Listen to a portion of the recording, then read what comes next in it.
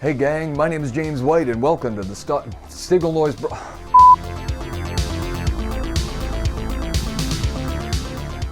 I've mentioned in previous episodes how many drawings and sketchbooks I have in the Signalnoise archive, so today we're going to crack open one of those things. I'm going to go through this sketchbook from 2014, page by page, to talk about some of the thumbnails, drawings, and sketches I did at the time, a lot of which ended up in the Signalnoise portfolio in their final form. So let's crack this thing open, get it under the camera, and talk some creative process.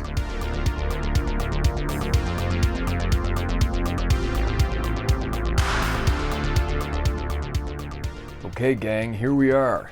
We're going to take a flip through my sketchbook from 2014. This is the origin point for a lot of projects that I worked around that time. And what I'm going to do is I'm going to try to best outline what we're going to be seeing in here and then cross-reference that stuff with other drawings, more realized drawings, or the final digital piece that I'll flash up on screen in front of everybody, just so we can try to outline what my creative process was and what the thought was behind making a lot of these pieces. So without further ado, we're just going to jump right into this. Here we go. All right, so as I've mentioned before, the Signalnoise archive is pretty vast, and I'm really good about time-stamping all of my stuff. I did this a few years ago. So as you can see, this one here is from 2014, but I have drawings that go all the way back to 1988. I'm going to be trying to feature as much of that content as I can on the YouTube channel in the coming episodes featuring the Signalnoise archive.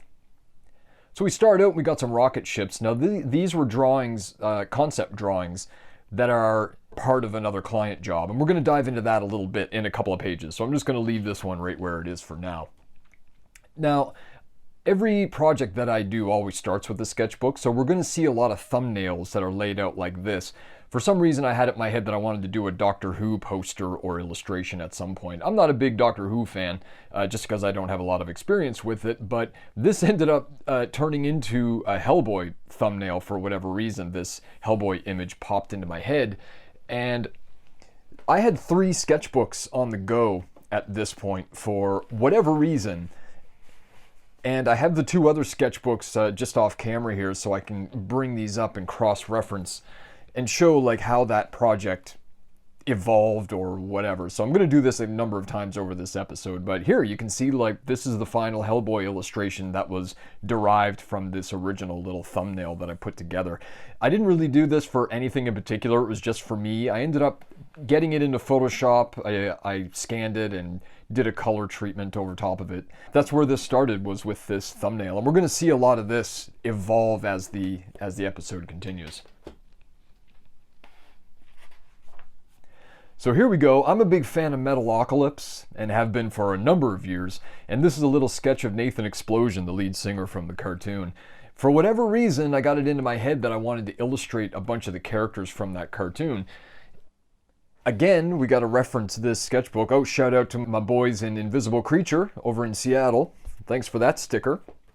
But Nathan Explosion, I got a more realized version of that character in here. Here we go. So this one here sticks pretty close to the original. You can see like the lines are almost in the exact same place, and I knew I wanted to do a more realized version of this little thumbnail just so I can draw this, scan it in, and then get it into either Illustrator or Photoshop. I can't remember the final destination of this piece. But again, this is just a personal piece. It wasn't for anything other than my own enjoyment. All right, so here's the team from Voltron, all the kids that operate the Lions. This was originally drawn as a reference for a poster I was hired to do by Acid Free Gallery over in the States. It was an official Voltron piece, and I actually have the original drawings that I did for this concept. Yeah, here we go.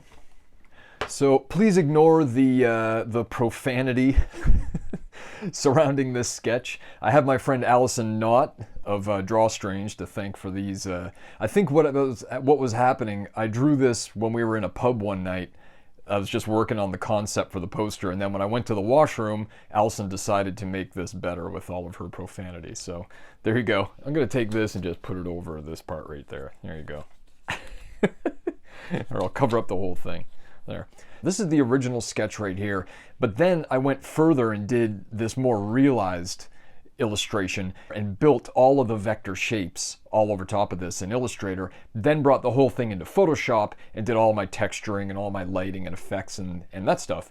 So, but this here is what the original, I wouldn't have been able to build those vectors if I didn't do a tighter illustration, because I mean, this illustration wasn't going to cut it because it was just too loose and too simplistic. So I had to figure out what all these pipes and how the lines were going to be positioned and what have you. So, and you can see the team down here, they're still pretty loose. I still wasn't really sure how, like, what they were going to look like. So I had to do a more realized version because, again, I scanned this and got it into Illustrator and built all of the vectors over top of it because I needed to, I couldn't do that with these guys. They were just too loose. So yeah, that was the Voltron piece.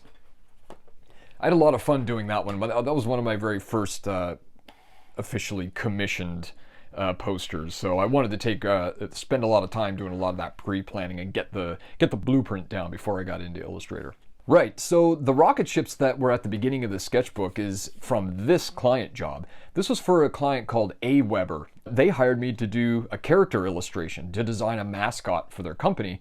Up until this point, I wasn't hired to do character illustration. It's something I've always done inherently just through my own drawing and my own exploration creatively. But to get hired to do it was a lot of fun. So it was this astronaut character they were looking for. And here's a more realized version of him right here. So trying to work out what the suit looked like and what the helmet looked like. And so here is a more realized version of that same character. So you can see, like, this is a lot looser, this here's a lot tighter. So this one, again, I probably would have scanned this, got it into Illustrator, and then built all the vectors, cleaned up everything, but use this as a guide to figure out where my highlights were, where my shadows were, and give it to the team at Aweber so they can use it on printed material, or if they needed the layers to animate, what have you. So it was really fun to work through this sort of design. And here's where those rockets come into it. So originally they wanted a ship that this little astronaut guy could travel around in. Here are the two, so the looser sketches and the tighter ones. You can see taking these designs and trying to flesh them out, figure out where all the little doodads are on the outer side of the ship, and how the wings might work and where the shading is and what have you. So this one here is this one, and that one there is that one. A lot of fun going through these designs and trying to build, you know, the personality of this little character, and then trying to build his accessories as well. Now, in the end, I think we ended up taking the gun out of the equation, but up until that point, I still wanted to send them concepts of this little fun sort of ray gun, like 1950s toy sort of idea. Lots of fun trying to flesh out this character for the team at Aweber. All right, so I was contacted in 2014 by Gray Matter Gallery over in the States, and they wanted to commission me to do an official Buck Rogers poster. And actually, to bring a prop into this, here's my Buck Rogers thermos that came with the very first lunchbox that I had when I was in junior kindergarten. The lunchbox, unfortunately, is lost to the ages, but I still have my thermos. So all the cool illustrations around this, and there's Buck and Twiggy, was that Tweaky? Is that his name? And these cool spaceships and stuff. So I wasn't a giant Buck Rogers fan growing up, but I knew about him essentially through this.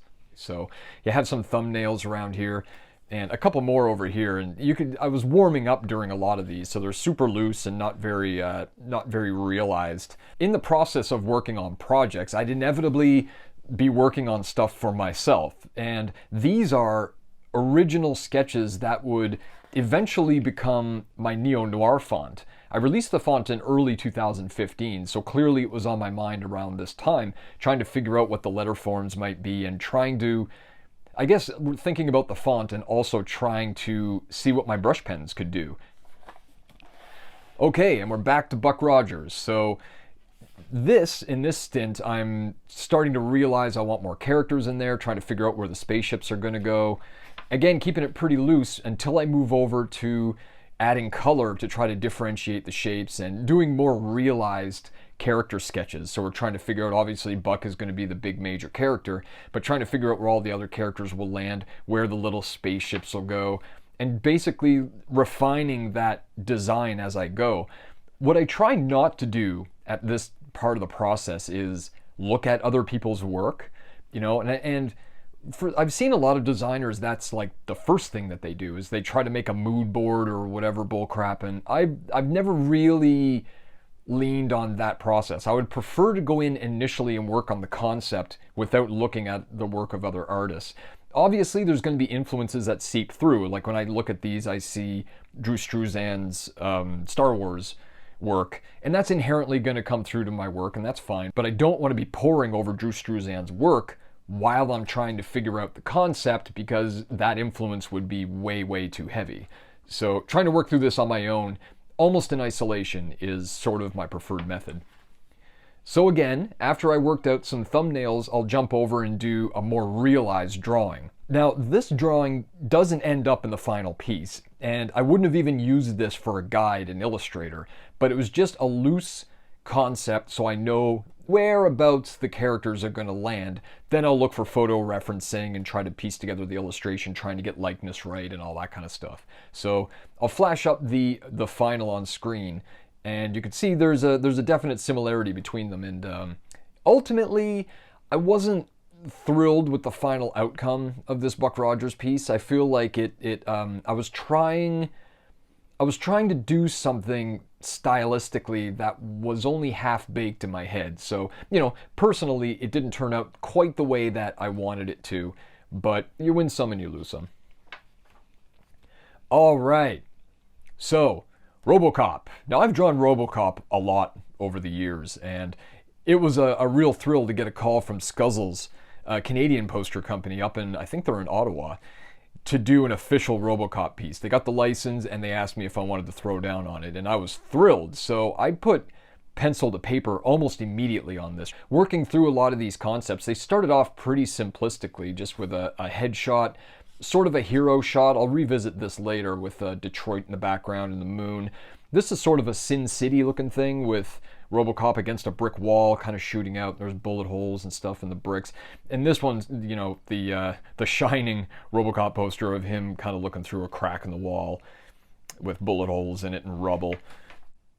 Trying to, like, I put a lot of effort into trying to sort out this concept early on.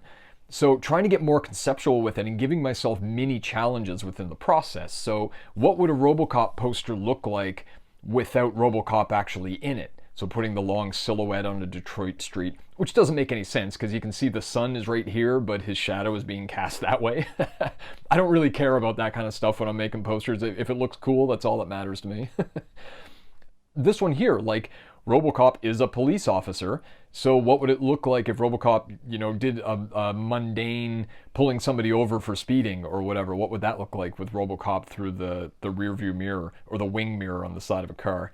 Here's another version of that hero shot, and this one here is just an action shot. I was trying to figure out, what if I obscured his face and made the lead character his iconic gun? What would that look like? So just trying a bunch of different things. You got to run through those things, man.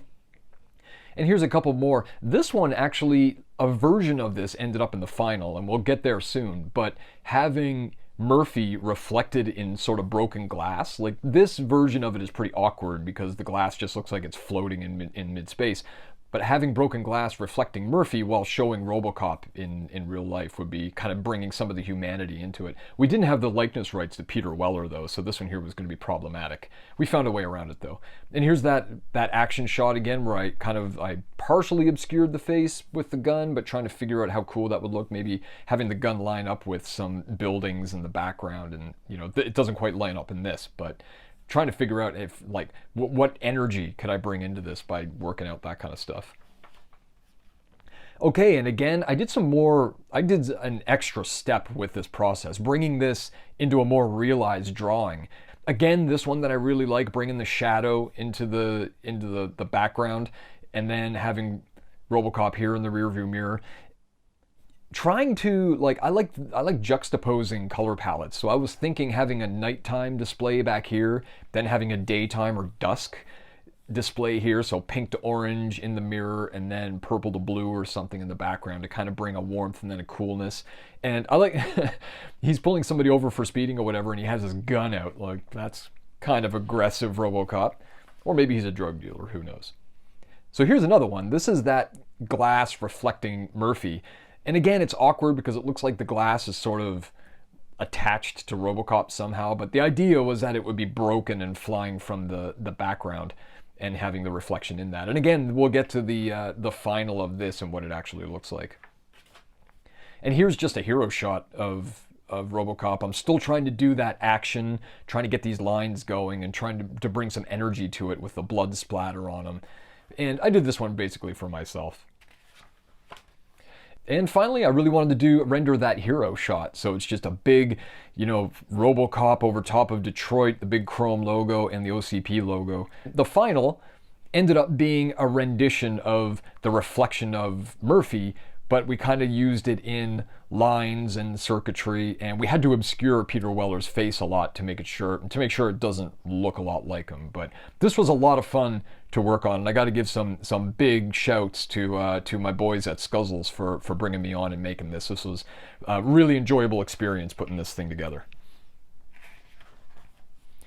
So there's going to be a lot of drawings in the sketchbook later on that I've drawn either on airplanes or in airports or in pubs when I was on the road, because I did a lot of traveling in 2014. Here's the Ultimate Warrior that I drew in an airport, I believe in Boston. It was either Boston or Philadelphia.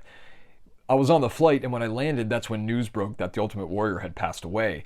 The Ultimate Warrior is my favorite wrestler from back in the day, him and Randy the Macho Man Savage, so I took that news pretty heavily and thought, well, I really want to draw the Warrior now, because up until this point I've only drawn him a handful of times. So doing a little Warrior piece. Before the plane boarded, I took a picture and got it onto my computer, and during the flight I colored it, and then I think when I landed I had it all ready to be uploaded to Twitter and Instagram and what have you. And I'm not one for doing memorial portraits of celebrities when they pass away, but I really wanted to do that with the Ultimate Warrior because he held such an important part of my childhood growing up that I felt like I couldn't not draw him after the news broke. R.I.P. Warrior. Oh, and Superman. Superman's another staple in my sketchbooks. I have a lot of different versions of Superman, and this is one that I wanted to draw just with the heavy shadows. Again, I'm a Hellboy fan, Mike Mignola, and his influences in my work to this day. Not consciously at this point. I'm not intentionally trying to draw like Mike Mignola. I used to do that, but I don't anymore. But his influence is still pretty strong in my work. Oh, speaking of Mike Mignola, here's Hellboy. So this one here was fun. I like this little addition here, and I think I cribbed that from Mike Mignola. I think he used a little skull in the cigar smoke of Hellboy. Oh, here's a Batman. So, I just noticed that I screwed up his head there. Batman, full disclosure, I've always had a problem. I've always found it difficult to draw Batman, and it's all about, I'll explain this right now. It's this area right here, and how it leads up into this area. Like, he has that mask on, but the mask doesn't expose the back part of his jaw, right? And I always had a problem, like, well, where does this line, it always feels like it's just floating in space to me. Like, is it supposed to line up with, that cheekbone line, or like, what is going on there? Like, I never looked into what the science is behind how to draw his damn cowl, but I'm trying to sort it out here. This one's more effective than my other ones, but ultimately it was, I don't know. I have a lot of bad Batman drawings. And this is something that made me laugh earlier. Like, these two line up so perfectly. Very spooky. All right, hey, how do you pronounce her name? Maleficent? Elephant? Magnificent? Whatever the hell her name is, from, I don't even know what movie she's from. Sleeping Beauty? Snow White? I don't know, some damn Disney movie. The movie was, this live action movie was probably coming out in theaters, the one with Angelina Jolie, and I really wanted to draw the original because I always liked this character design. And I remember it from when I was a kid in whatever damn movie it was, so just really wanted to draw her. And again, these previous drawings were all probably drawn when I was on the road, either in airports or on airplanes or whatnot. All right, Judge Dredd. I've been a fan of the Judge Dredd movie since that thing came out in 2000, whatever year it was, 2011, 12, 8, I don't know. The one with Carl Urban in it anyway. And I really wanted to draw Dredd, and again, this was probably in an airport or on an airplane. And I liked how the sketch turned out so much that I got this into the other sketchbook and did a more realized version of it so I can get more detail in the stubble and more detail in the helmet and what have you. Again, didn't do this for anything. It was just for me, really. I just really liked that Judge Dredd movie, and I really wanted to draw that version of the character.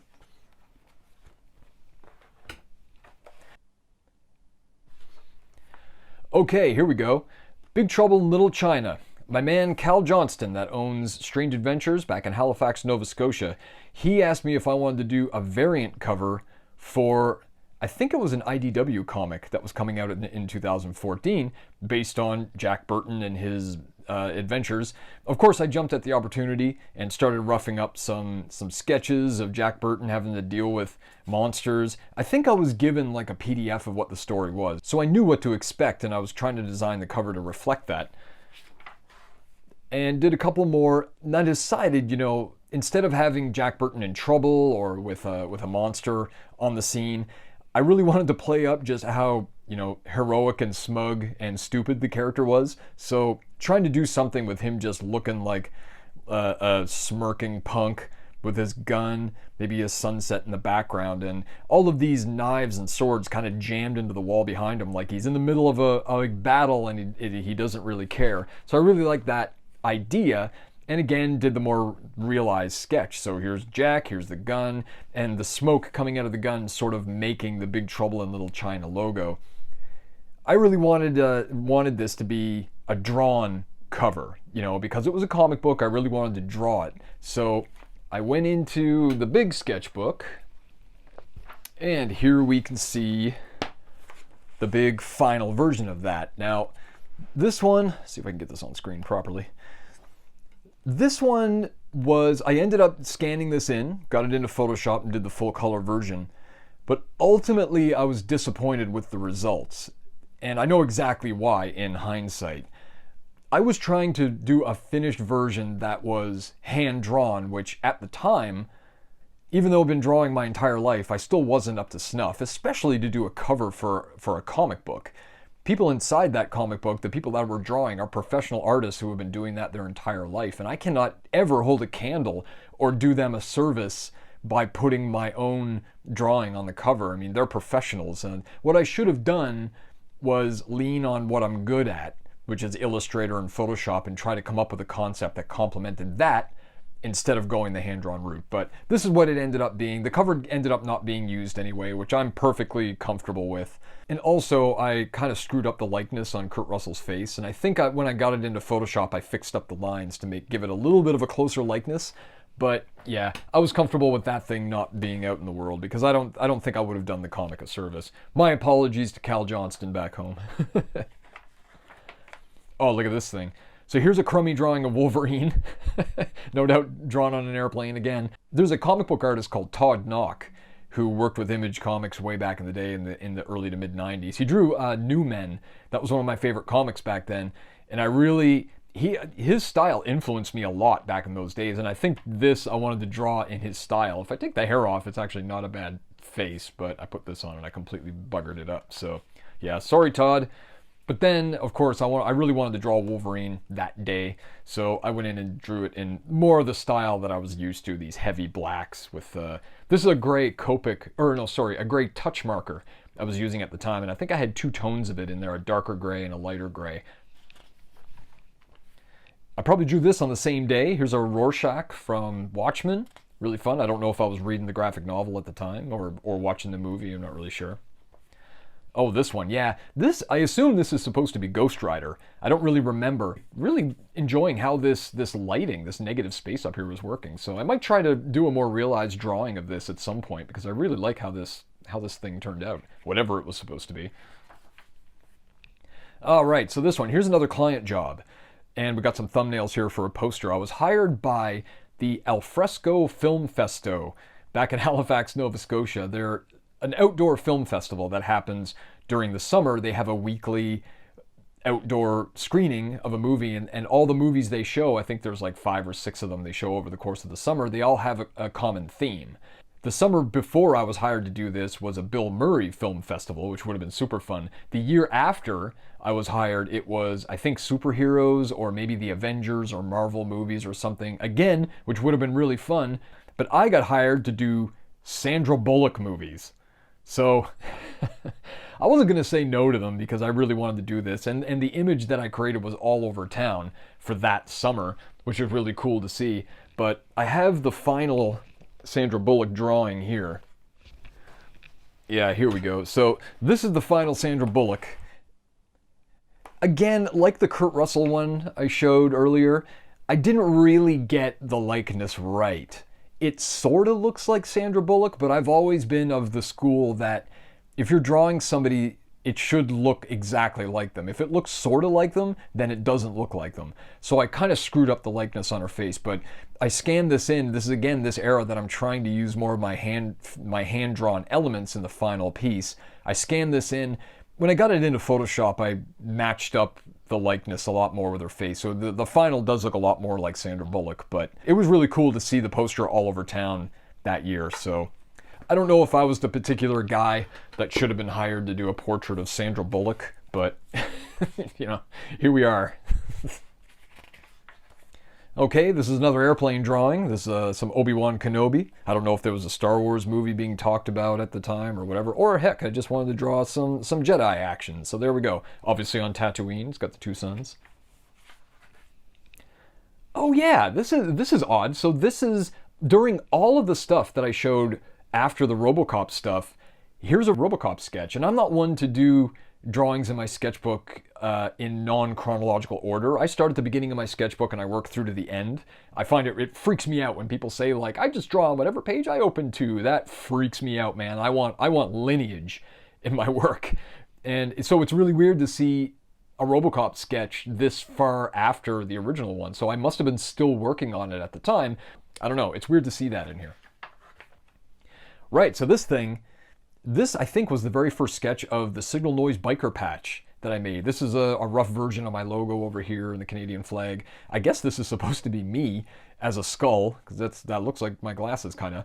But I ended up doing a version of this that the skull ended up looking like Skeletor or a Grim Reaper, you know, that classic kind of biker patch. And I had this embroidered as a big ass patch, cost me an arm and a leg, and it's on the back of my vest. So if you've seen me speak, like at conferences or events, I was probably wearing that vest.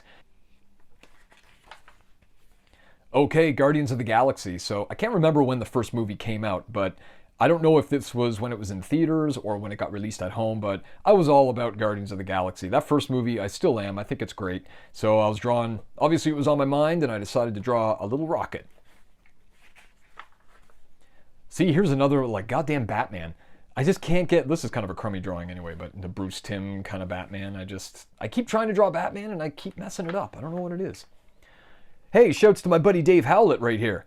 So I don't know how his drawings ended up in my sketchbook. Maybe we were out and he didn't have a sketchbook and I had two, but these are Dave Howlett drawings. And check him out on Twitter and Instagram. He goes by the handle Pescetti Western, and he's a goddamn talented comic book illustrator and cartoonist, and you should give him your eyeballs because he's a talented dude. He's doing some good stuff. He does a hell of a lot of drawings too. This is more drawings by Dave. You could tell like he's way more adept at the comic book illustration than I ever was or ever could be. This is our buddy Sean Jordan, SJ, the Word Burglar, right there. And so I think this was for their comic that they were working on called Adventures in Paper Routing.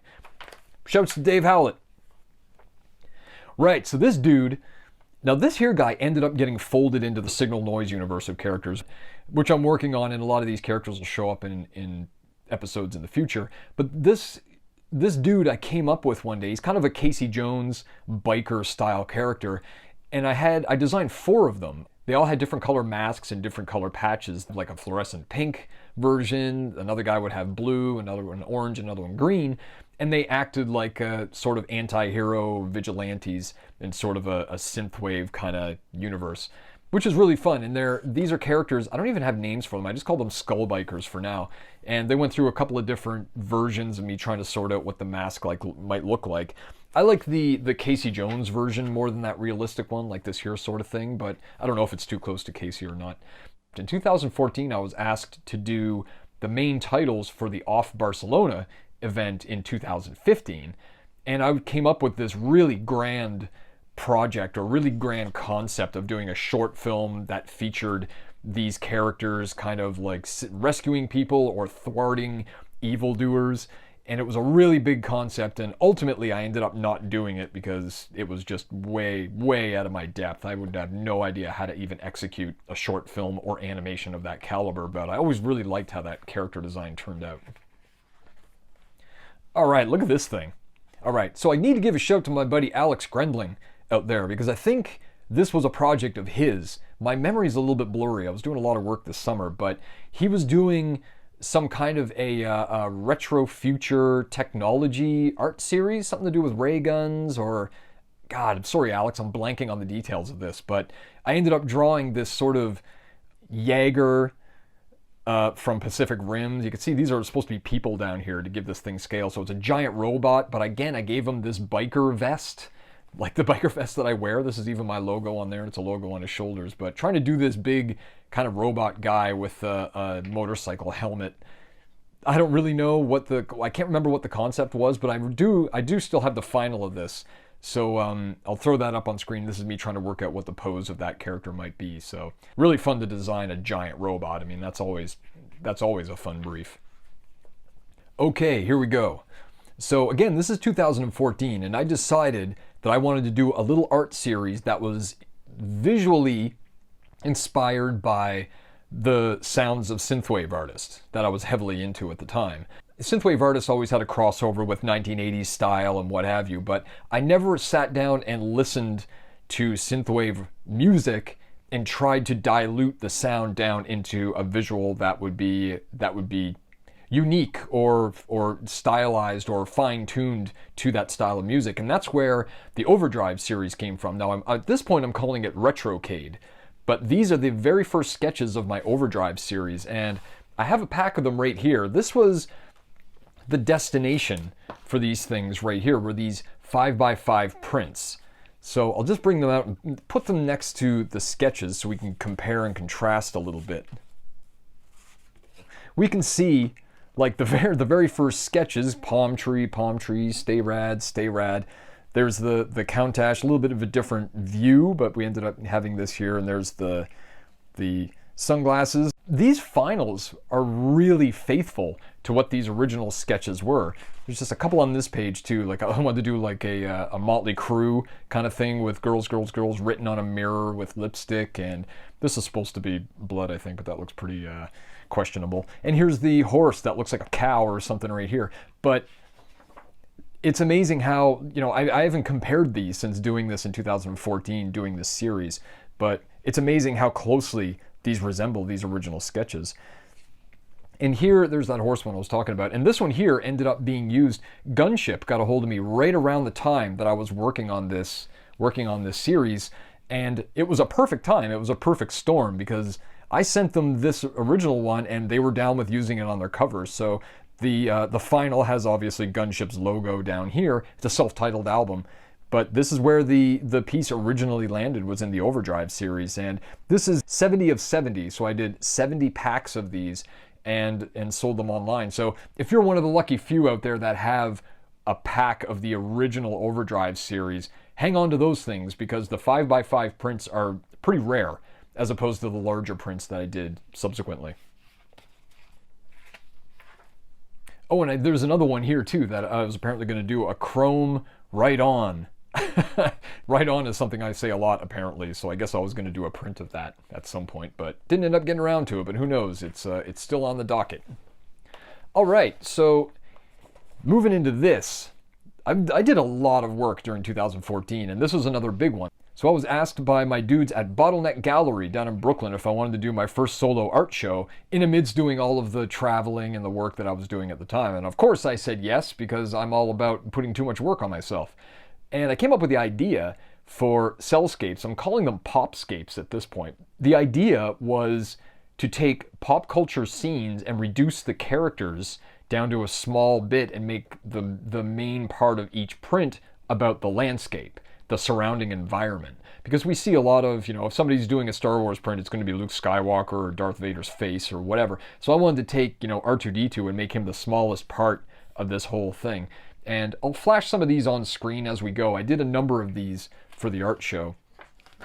Really fun to do. Here's Shawshank Redemption. So this would be the original sketch of Morgan Freeman walking out to the big oak tree to find the little tin with money in it that Andy left for him. Spoiler alert, sorry. If you didn't see Shawshank by now, that's your problem. No Country for Old Men. So here's Josh Brolin looking down at the little group of trucks in that movie. I love No Country for Old Men. What a goddamn good movie.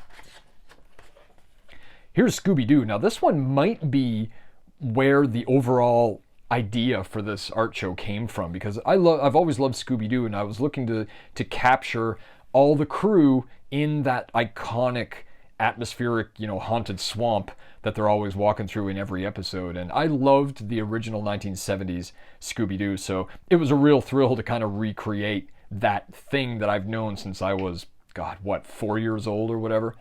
Really fun. Again, Metalocalypse, man. So I really wanted to do some kind of an evil print with the 5 members of the band out in the woods looking ominous or whatever. So here it is, Metalocalypse. Yeah, and about the same time, I was asked by, I think it was Spoke Art down in San Francisco. I think that was the gallery. They asked me if I wanted to participate in their Simpsons. Was it there? It might have been in Dartmouth, actually. I can't remember where this show was, but it was a Simpsons themed show, and I did this Krusty based on Milton Glaser's original poster for Bob Dylan, where it's just a black silhouette of his face and then all these rainbow crazy lines that outline his hair. So I figured I'm going to do Krusty and put circus balloons for his hair, which was really fun. And this was a very, very out of my depth trying to illustrate this thing, but it was lots of fun to do, and I'm really glad I did it. It was a really good challenge outside of my comfort zone. Oh, I must be traveling again because we're starting to get rando drawings. This is the Max, of course, big Image fan, and in my life now, Image Comics has made a huge resurgence. I love those books, and I've poured over through them. I've reread a lot of them just in the last couple of years, but at this time I hadn't looked at or drawn any of those characters in a very long time. So this is kind of weird to see the Max drawn around this time. That was really fun. I loved the Max back in the day. Never understood it, still loved it. Oh, here's another one. So this must have been when I was trying to do the follow-up to the Starcade series, or sorry, the Overdrive series, this one here. So I was probably trying to look through and find something else I could do to extend this series, and turbo's a cool word, so I obviously wanted to do a chrome version of that. I might do that someday again. These are good, like that one and Right On. Maybe I can put those side by side. I don't know. This must be another one that one of my friends finished when I got up at the pub and went to the washroom, and then I came back and somebody had drawn a butt on whoever I was trying to draw here. So thanks to whoever, probably Allison, who did that. Or my buddy Ben, it might have been him. I got good friends.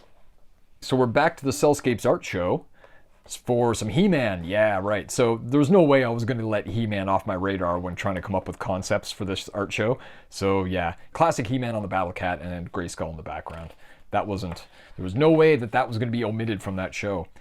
Oh, and at this point I decided I was going to do all 3 of the original Star Wars films. So here's Empire Strikes Back on Hoth. You got the AT-ATs, whatever those big things are called, with the attack fighters flying around. Oh, my favorite cartoon movie of all time, Iron Giant, right there. Then the classic Iron Giant standing in the woods. This is one of the few ones that sold out during the show. I think I did a Calvin and Hobbes one. I don't know if there's a sketch in here for that, but the Iron Giant one and the Calvin and Hobbes one were the 2 that sold out at the art show. Guardians of the Galaxy. Now, I just noticed I was going to do a Good, the Bad, and the Ugly. That would have been cool, but decided to do Guardians of the Galaxy instead. This is that opening scene in the first movie when Star-Lord is escaping all these assholes when they're trying to get the little ball thing from them. Whatever. God, I really should have brushed up on my Marvel lingo before this, but hey, here we are. Oh, yeah, look at this. This is Batman, ! And this is drawn by my buddy Ben Jedry back home. And I don't know, me and him were probably goofing around at a pub one night. This is probably based on a joke that neither of us can remember at this point. But there we go. It's Batman with a big mustache and little pointy ears up here. Oh, and this, yeah. So this is supposed to be the Skull Biker guy again, and this was a tease that I was doing ahead of the off conference in Barcelona. I put the 4 characters on a roof, and I put like a big off title in here. So it ended up again not being used because the idea was far too ambitious than anything I could ever execute without a lot of help from other people. But still really fun to explore that world, and that's gonna come up again in the future. I'm on an airplane again. So here's another one, Iron Giant, horribly out of proportion. I don't know what was going on down here, and his mohawk thing doesn't look quite right either, but it's Iron Giant. I don't know why I drew it, but hey man, he's always fun to draw. Don't need a reason to draw Iron Giant, do I? Good stuff. All right, we're back to Cellscapes 2001, Space Odyssey. So here's the monolith with all the monkeys around it. This one here, of all the Cellscapes images, I think this is the one I felt was most effective. The lighting and the colors turned out really well on this one.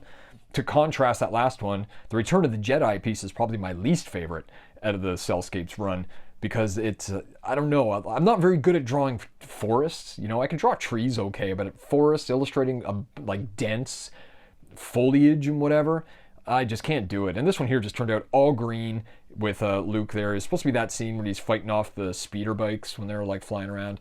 I might have put Ewoks up in the trees and stuff on the final, but yeah, this one just turned out green and it just doesn't look like Return of the Jedi. I kind of blew it on that one. Same with this one, unfortunately, because First Blood is one of my favorite movies, and I was really unhappy with how this one turned out. I was in an extreme time crunch coming up, heading into the show, so I knew that I couldn't give this one the attention that it needed, which really bummed me out because it's First Blood, and I really wanted to make this one like the best one in the series, and it just it kind of fell apart, which is kind of a bummer. Lord of the Rings. I remember this one turning out okay. So we got Gollum, and he's on that cliff. You remember that scene in the first Lord of the Rings movie? He's looking at the ring, so a beam of light coming down.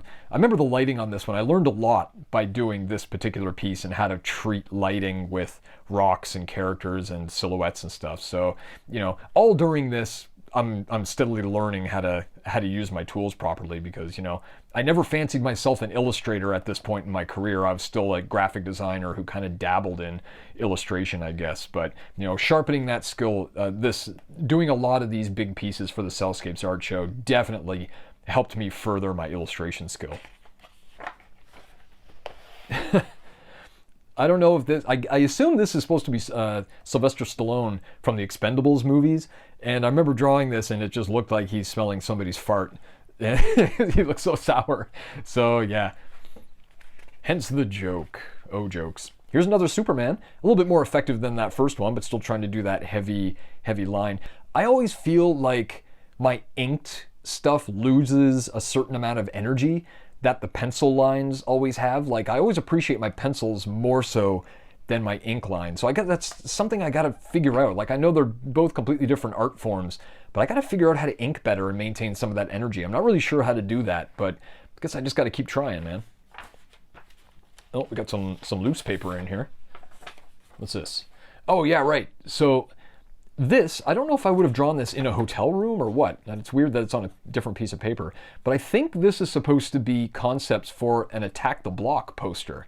So this is the main character. Can't remember his name. Is it Moses, I think?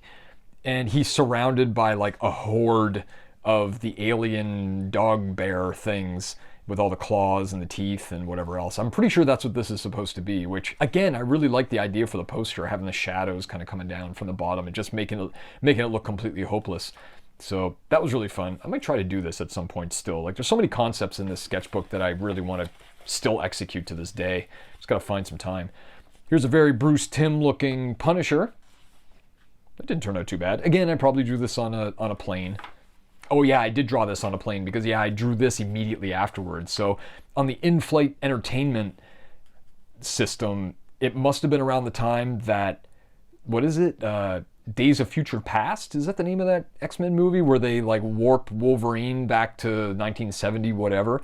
And I really liked what he looked like. He had a really dope-ass outfit when he went back in time. So he had this brown leather jacket or something with this Hawaiian-looking shirt and the big belt buckle and maybe bell-bottoms. And Hugh Jackman looked awesome dressed like that. So it's like, man, I'm going to draw that. So that's Days of Future Past, Wolverine. This part, like, I don't have any recollection of this, but these are concepts for The Wrestler, that Aronofsky movie starring Mickey Rourke. I don't have any memory drawing these things, but apparently I wanted to do a Wrestler poster, and I don't know for who. It must have been a personal piece. I don't really know. I wish I had more information on this, or like more of a realized drawing or whatever, but yeah, no memory of that. Hey, Captain America. So I think this would have been around the time that Winter Soldier came out, possibly. I think that was 2014. I could be wrong. But I was drawing a lot of Captain America because it was just fun to draw him in this kind of like pseudo Bruce Timm kind of style, and trying to mooch in a little bit of my Mignola influence and just the way I inherently draw. So, and you know, drawing a happy Captain America that's always top priority. Yeah, and I got into my head at this point as well that I wanted to do a Batman poster. I don't really know why. It might have been my buddy Tim Doyle down at Nakatomi. I think at this point he had done a Batman piece, and I really wanted to do one too. So trying to figure out something that I can use the shape of Batman with his cape on a building or whatever, without having to dive in and figure out how to draw his damn cowl or whatever. So if I just drew him face on, that would take care of that. So I really do like the shapes of these too. So again, this is something that I might revisit in the future, because that would be really fun. Yeah, no, these things, like obviously it's Captain America, but I think I was trying to sort out an art series of like Avengers portraits, maybe? I'm not really sure, because this thing is like, they're weirdly cropped, and I think this is supposed to be a shield and behind them, but I'm not really sure what I was going for here. I think, just let me grab this. I think what I was aiming for, what ultimately it ended up being, was this piece. So this is supposed to be Benedict Cumberbatch in his Sherlock character, and it was like a portrait piece. I got this into Photoshop too, and I colored it all up, and I think I fixed some of the likeness issues that's going on there. But I think this is where this idea started, with trying to do these kind of heavily shadowed, almost Mike Mignola style portraits in this ink style. So I'm not really sure. I don't know if there's any connection between these two or not, but it kind of makes sense looking at them side by side. And here we go. Here's some more Captain America. Some heavily shadowed again. I like that front shadow a lot. And this is something that I saw Darwin Cook doing when he had a signing at Strange Adventures a number of years ago. And he drew me a Green Lantern, and he had this heavy shadow on the front of his face. And I really wanted to mimic that. It's fascinated me ever since. So that's where, like, whenever I do this, that's a total Darwin Cook. That's a Darwin Cook crib. Oh, you see it again here too. This one here is pretty effective, actually. This must have been around when the Avengers movies came out or something. So this is the Hulk busting through something with his face, I guess. But again, that heavy shadow on the front there, definitely Darwin Cook. Yeah, oh man, look at this thing. So this is, I don't know if this shows up on camera or not, but this is, like, there's loads of cross-hatching in this one. Cross-hatching is something that I've done a lot when I was a little kid. Like early teens to late teens. I did a lot of cross-hatching because I was heavily influenced by political cartoonists and whatnot. So it was really weird to flip through this and see a lot of cross-hatching. It's something I rarely do these days, but I figured it out at a very early age that I could do these lines really quick and get them really parallel to one another. So it's really cool to see that in here, because it's something I rarely do these days. This is a poor portrait of somebody. I don't know who this is supposed to be. Maybe Kingpin from the Daredevil show? I'm not really sure. Oh, but I know who this is. That was goddamn Stone Cold Steve Austin, man. And this is around the time. I think this is the first appearance of this pink touch marker that I bought. And I still have that exact marker to this day. But trying to do this other lighting coming from the other side, and it's something that I figured out around this time. So having the hot white light coming on this side, doing the mid shadow, and then doing another different color on this side just to add a little bit more dimension to the character. Oh, here's a Groot. Right on. So this should be called, I guess, Groot without reference, because this doesn't really look like the Groot that we see in the movie. But you know, I was probably at a pub and really wanted to draw Groot and just like started throwing down and drew this cartoony version of him. But yeah, here we go. So this was probably the same night. And got my phone out and found a portrait of Groot and then tried to do something a little bit more photo-refed. I'm not really a fan of the eyes. Like, if you take the eyes out of that, that's a pretty effective drawing. I like all the shading and stuff, but the eyes kind of look weird. Looks like an old man or something. So, not too effective. Oh yeah, this. I can't figure out what this is, but according to this, car, scorpion, hammer, road, headlights, and blinds. That sounds like the Drive movie. So this was probably me trying to figure out how to do the Drive BBC rescore poster that I did. Because it would have been around 2014. So that's probably what I was trying to sort out here. This is as far as the sketching got, I guess, before I moved into Illustrator and did the final. Which is rare. I try to sort things out before moving onto the computer because it saves me a lot of problems. Try to get that blueprint in place before moving over. Hey, shouts to Off Barcelona, Natalie and Hector. This is a title sketch that I did for the main titles that I was working on for 2015. The entire project ended up being rescued by Onesize over in Amsterdam. My dudes over there swooped in and saved my ass because I was really in over my head trying to figure out what to do. And they came in and they made some brilliant work and really saved my ass. So big shout out to Onesize. I'll put their link in the description below if you want to check out their work. They're crazy talented with what they put together. And these are all illustrations for the off titles. So all of these are different speakers that were going to be appearing in 2015. And I'll just, a couple of shouts. There's my man Radam, brand new. That's the original sketch there. My man Chuck Anderson, no pattern. That's him there.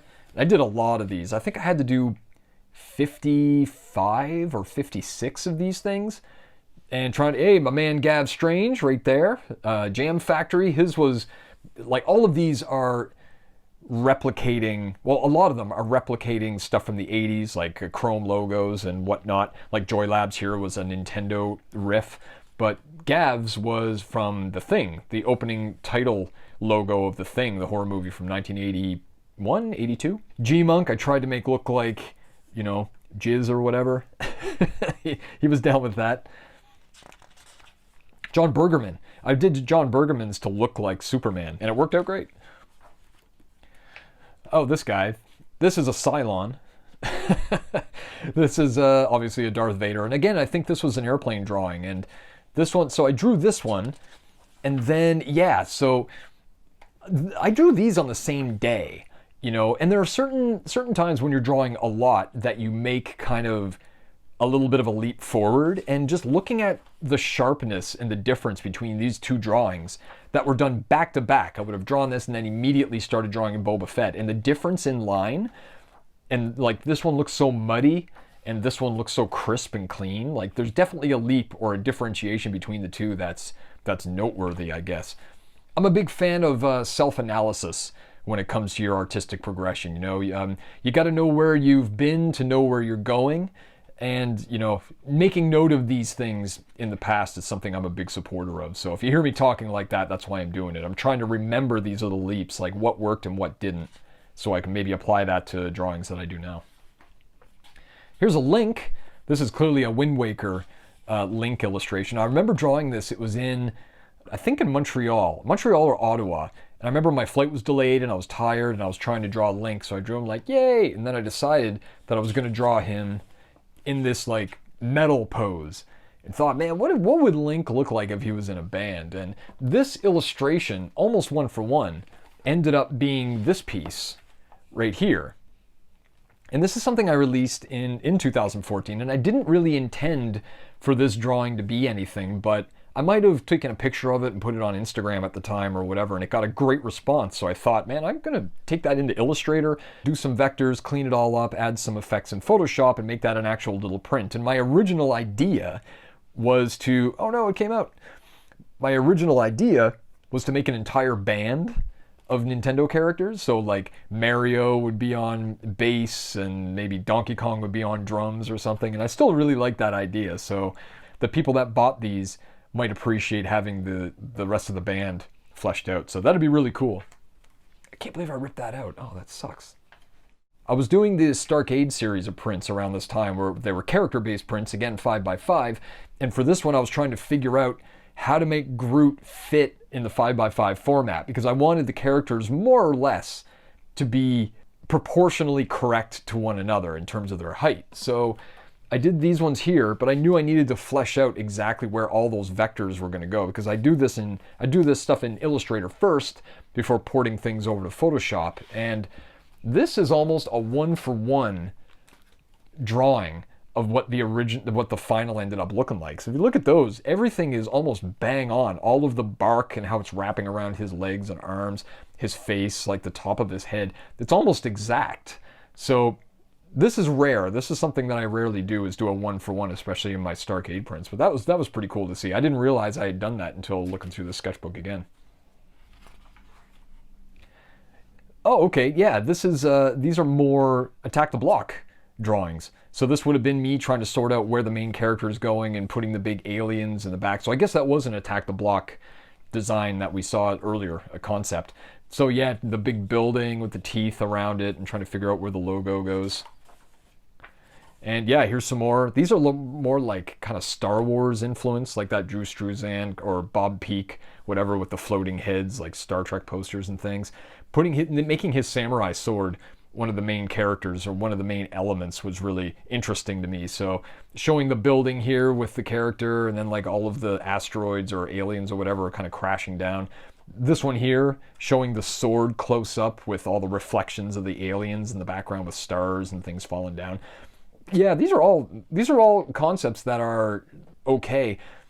My man Alex, my agent, we were talking to Studio Canal quite a bit around this time, and he was really trying to land an Attack the Block license for me to do this. And I can't remember how it happened. It was probably me that dropped the ball on it and just couldn't get a concept together amid all of the other work that I was doing in 2014, which is quite a bit. All of this is from the same year. So I was really, really super busy, and I probably dropped the ball on that. So Alex, I apologize. Studio Canal, let's make something happen. See where that goes. And there you have it. That is a flip through my sketchbook from 2014 and all of the different projects that I worked on throughout that year. Now, as I said before, the Signalnoise archive is vast, and I have all of my sketchbooks dating back to 1995, but also I have all of my drawings that I did on things like typewriter paper and what have you dating back to 1988. So that's a lot of material that I can definitely cover in a lot of episodes of the Signalnoise broadcast. So I hope everyone enjoyed this glimpse into my process. There'll definitely be more to come. I hope this offered a little bit of a glimpse into how I go about creating my work, and hopefully you picked up some tips and tricks along the way to help you with your own creative process. So thank you very much for swinging by, gang. If you want to show some support for the channel, just like, subscribe, tell a friend, swing by the Signalnoise store. We're really early in the game, but all of that stuff helps, and I truly do appreciate it. So thank you again for dropping by. My name is James White, and this is the Signalnoise broadcast. Stay healthy and stay rad.